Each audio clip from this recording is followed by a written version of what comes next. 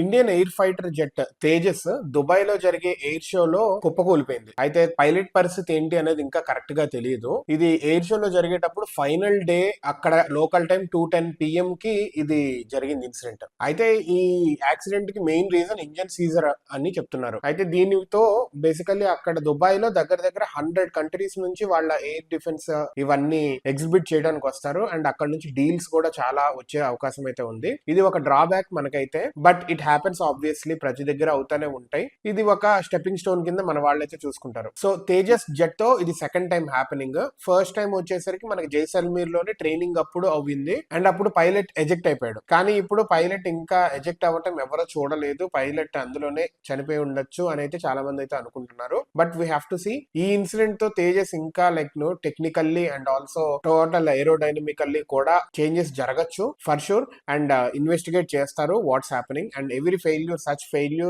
of such a big aircraft, indigenous aircraft అనేది మనకు ఒక లెసన్ కిందే హెల్ప్ అవుతుంది. అట్ ద సేమ్ టైం ఇప్పుడు ప్రపంచ వ్యాప్తంగా ఇది జరిగింది కాబట్టి, అందరి కళ్ళ ముందు ఎగ్జిబిట్ చేసేటప్పుడు ఎయిర్ షోలో జరిగింది కాబట్టి ఇది ఒక ఛాలెంజ్ కింద తీసుకుంటారు, అవమానం కింద కూడా తీసుకుంటారు. So I hope our indigenous development and indigenous whole system will be now really on their toes to rectify such issues. Let us see what happens in the coming future.